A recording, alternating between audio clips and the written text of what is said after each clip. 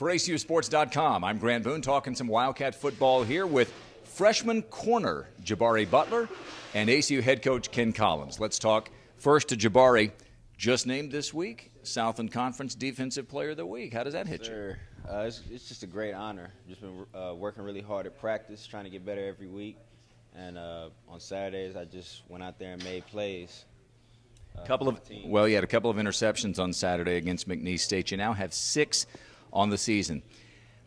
Interceptions, it seems to me, are a little bit difficult to predict, no matter how good the corner is. It depends somewhat, doesn't it, on how often they throw your way? Right. Well, McNeese State, we got some great pressure on the quarterback, and it caused number 4, I don't know his name, to rush some throws, and I was there to make to capitalize on his mistakes. Well, they have 2 number 4s, so it gets confusing. Gabe Hamner is their defensive number 4, and Daniel Sims is their quarterback number 4. Yeah. Can you be a great corner at any level, let's say high school, college, or pro, if you don't have any kind of a pass rush at all? I think you can.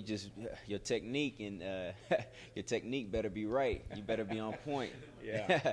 Well, definitely. But a great pass rush definitely helps a cornerback make plays. Let's face it, this defense has struggled at times this year overall as a unit. I thought it was the most inspired defensive performance Saturday that I've seen in a long time around here.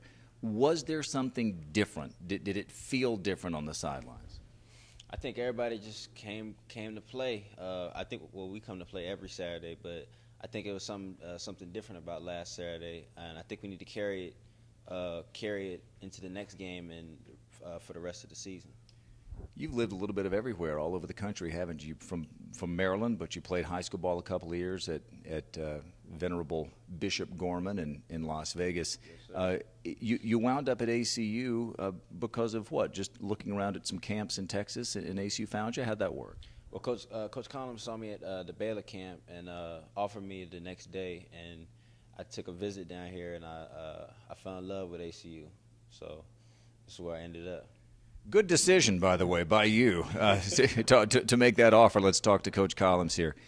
Hey, we're getting into some pretty heady company here when you start talking about 6 interceptions in a season. First of all, he's 4th in the nation in FCS in picks with 6. He's the only underclassman. The other 3 guys who have 7 are all juniors or seniors. Interceptions don't just happen. It takes a special kind of player, doesn't it? Well, it takes a special situation first. You can't, because he doesn't have 6 interceptions in our 7-on-7 practices. So it takes more than just covering people. It takes a recipe to play out for an interception, which starts with the pass rush, starts with getting that quarterback a little bit off point. The next is his approach to the coverage, whether it's the coverage call or whether it's how he's playing man coverage. And how many times have you seen defensive backs drop interceptions? Some of them will drop 6 in a season, but he hasn't dropped any. Yeah. And what separates Jabari right now is his ability to play the ball in the air. He looks like a receiver out there when the ball's in the air. A lot of those long passes, I feel really good that he's going to come down with it because he's never out of position. The quarterback thinks his receiver's open, so he throws it anyway. And he adjusts to the ball. He tracks it, and being able to do that with a little bump and push and shove, that's hard enough for a receiver to do. But he does it as a defensive back, which is really fun to watch. He was talking about the defensive effort, Coach. That kind of defensive effort is going to win you a lot of football games, isn't it? Oh man, and it gave us a chance to beat the number 7 team in the country last weekend, and we're going to need that. We've had some of those last year. We hadn't had many of those performances this year. We had one last weekend, and I thought we should have won the game, but ultimately we didn't make enough plays down the stretch. But man, it was fun for me as the head coach to watch our defense play. Heavy passion.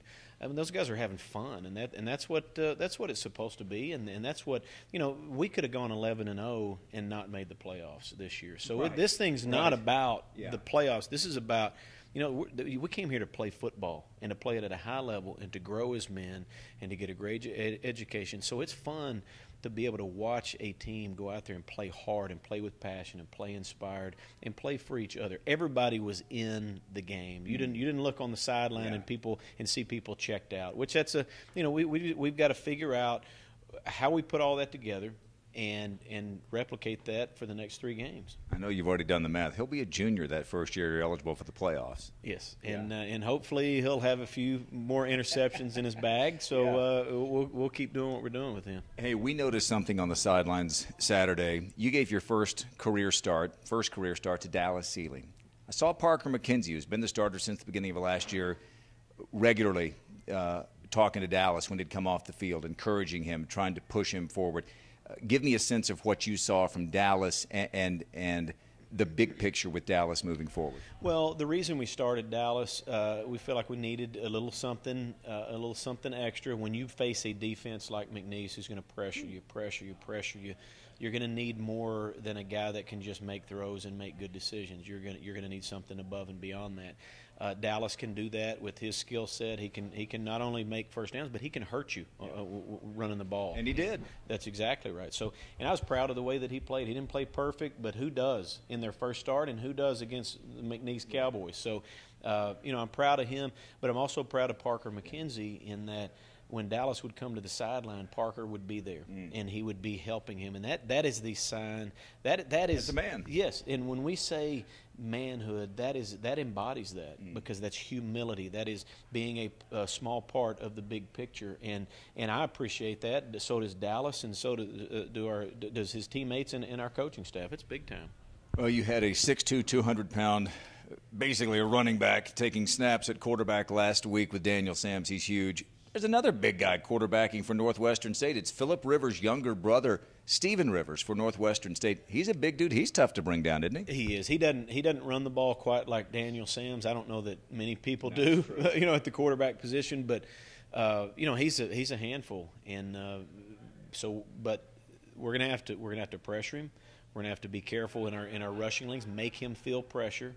And try to do the similar things to what we did last week against McNeese. It's a different offense, a different setup, so we'll attack it a little bit differently. But the results need to be the same. Need to be, hey, we're tackling well, we're running the ball, we're playing inspired defense, and when that ball's in the air, we're going to make a play on it and hopefully pick it off. Get your gumbo ready. We're going to Louisiana. You ready? Let's go. All right.